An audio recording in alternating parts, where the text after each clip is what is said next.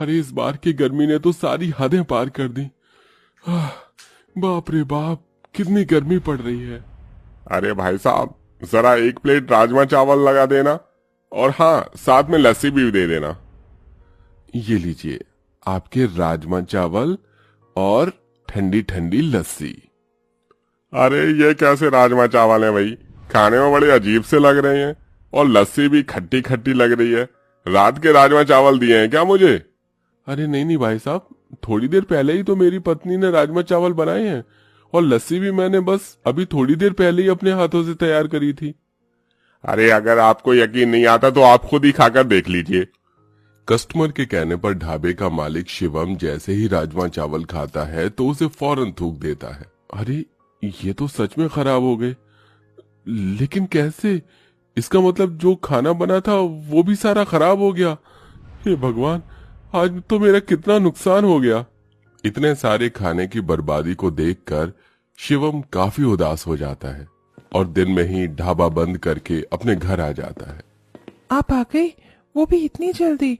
और ये क्या, आप कुछ परेशान लग रहे हैं, सब ठीक तो है ना?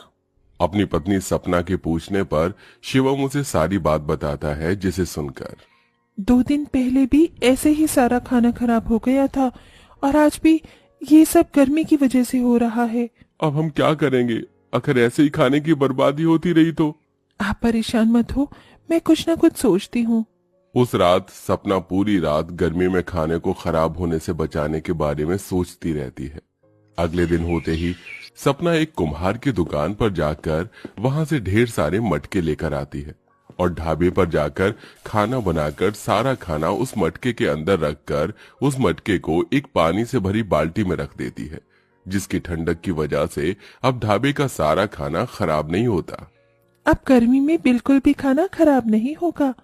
सपना अपनी जुगाड़ से गर्मी में खाना तो खराब होने से बचा लेती है, लेकिन दिन पर दिन बढ़ रही गर्मी के चलते अब धीरे धीरे लोग शिवम के ढाबे पर आना बंद कर देते हैं।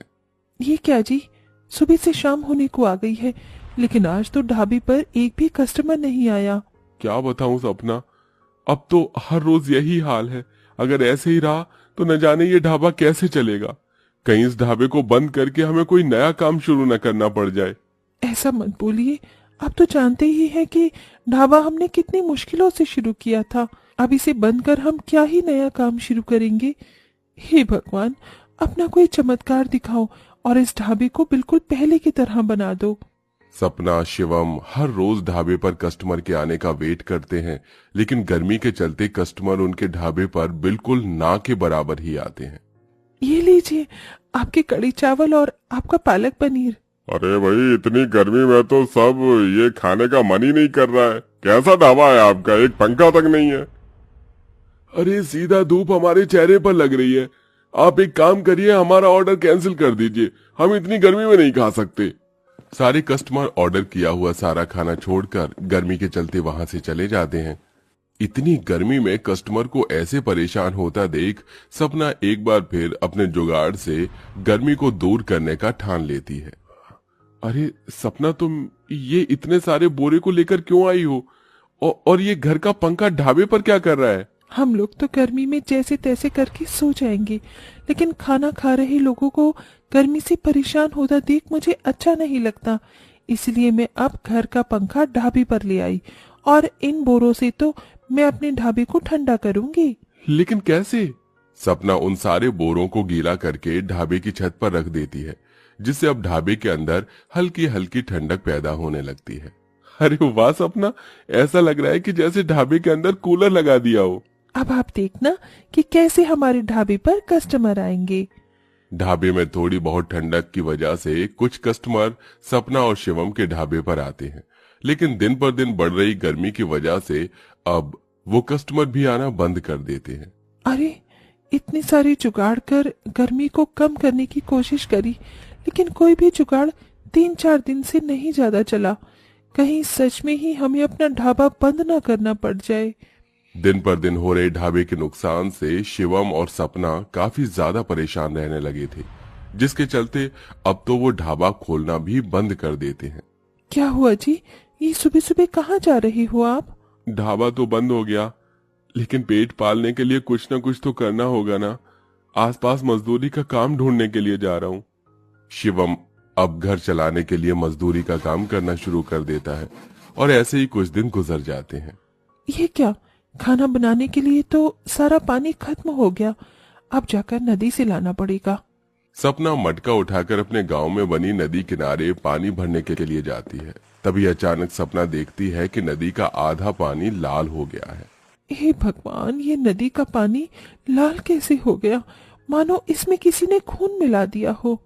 सपना जैसे ही नदी के ओर पास जाती है तो उसकी नजर एक सांप पर पड़ती है जो आधा जमीन और आधा पानी में था। उस सांप की निचले हिस्से से काफी खून निकल रहा होता है। हे भगवान, ये सांप तो काफी घायल है, लेकिन मैं इसकी मदद करूं भी तो कैसे? कहीं इसने मुझे काट लिया तो? पर मैं ऐसे इसे नहीं छोड़ सकती हूँ। हे भोलेनाथ, मेरी मदद करना। सपना भोलेनाथ का नाम लेकर उस सांप के पास जाती है और पास की झाड़ियों से कुछ पत्ते तोड़ उसका मलहम उस सांप के जख्म पर लगा देती है और अपनी साड़ी का एक टुकड़ा फाड़ कर उस मरहम पर बांध देती है। भोलेनाथ की कृपा से अब तुम जल्द ही ठीक हो जाओगे। तुम्हारा बहुत बहुत शुक्रिया। ये आवाज कहाँ से आई? कोई है क्या यहाँ आसपास? सामने आओ मेरे। मैं तुम्हारे सामने ही तो हूँ, देखो। ये अनजानी आवाज कहीं और से नहीं बल्कि उस सांप की ही थी। सांप को इस तरह इंसानों की तरह बोलता देख सपना काफी डर जाती है और फौरन ही उस सांप से दूर हो जाती है। अरे घबराओ मत, मैं तुम्हें काटूंगा नहीं। कौन हो तुम और हम इंसानों की तरह क्यों बोल रहे हो? मैं एक जादुई सांप हूँ, मेरा नाम बिट्टू है। एक बाघ ने मुझ पर हमला कर दिया था, इसलिए मैं काफी घायल हो गया था। तुमने मेरी मदद करी, उसका बहुत बहुत शुक्रिया। बताओ मैं तुम्हारी क्या मदद कर सकता हूँ? उस सांप की बात को सुनकर सपना सोच में पड़ जाती है कि तभी अचानक सपना को अपना ढाबा याद आता है और सपना उस सांप को अपने ढाबे की सारी बात बताती है। बस इतनी सी बात, मैं अभी तुम्हारी इस समस्या को हल कर देता हूँ। इतना कहकर वो सांप सपना के पास जाता है और उसके हाथ पैर में काट लेता है। तुमने तो मुझे काट लिया। तुमने कहा था कि तुम मेरी मदद करोगे। घबराओ मत, मैंने तुम्हें काटा जरूर है, लेकिन मेरा जहर तुम्हारे शरीर में नहीं आया, बल्कि मेरा जादू तुम्हारे पास आ गया है। अब तुम जब भी अपने हाथों से किसी भी चीज को छूकर जो भी उससे बनाना चाहोगी वो बन जाएगा। इतना कहकर वो सांप अचानक गायब हो जाता है, जिसके बाद सपना घर आकर सारी बात अपने पति शिवम को बताती है। लेकिन हम तुम्हारे जादू से क्या करेंगे? ये हमारे किस काम आ सकता है? अपने जादू का इस्तेमाल कैसे करें, सपना इस बारे में सोच रही होती है। तभी अचानक सपना की नजर चूल्हे के पास रखे एक बर्तन में जाती है जिसमें पानी को ठंडा करने के लिए ढेर सारी बर्फ होती है, जिसे देखकर मिल गया मुझे आइडिया। सपना शिवम के साथ जल्दी से अपने ढाबे के पास जाती है और ढाबे की दीवार पर हाथ रखकर कहती है, हे मेरे जादू, जल्दी से मेरे इस पूरे ढाबे को बर्फ के ढाबे में बदल दो। सपना के इतना बोलते ही उसके हाथ से एक सुनहरी रोशनी निकलती है और देखते ही देखते वो पूरा का पूरा ढाबा बर्फ का बन जाता है।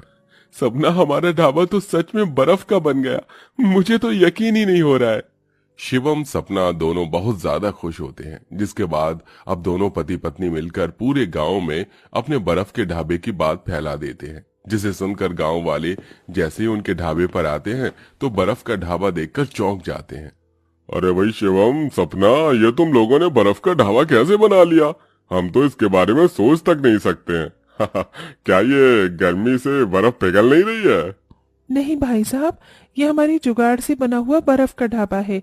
अब आप लोगों को गर्मी से परेशान होकर खाना खाने की जरूरत नहीं है।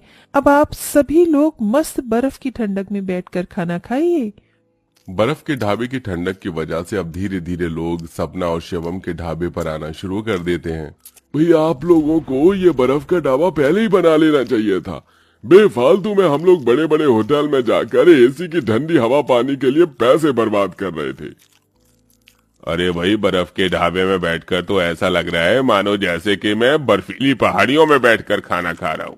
हर कोई चिलचिलाती गर्मी में राहत पाने के लिए सपना और शिवम के बर्फ के ढाबे पर आना शुरू कर देते हैं, जिससे अब दिन पर दिन उनकी आमदनी बढ़ती रहती है और इसी के साथ कुछ ही समय में उनका बर्फ का ढाबा हर जगह फेमस हो जाता है।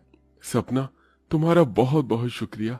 अगर तुम मेरी जिंदगी में ना होती तो मैं शायद अभी कहीं इस गर्मी में मजदूरी ही कर रहा होता। तुम्हारे बर्फ के ढाबे के जुगाड़ ने तो सच में कमाल कर दिया।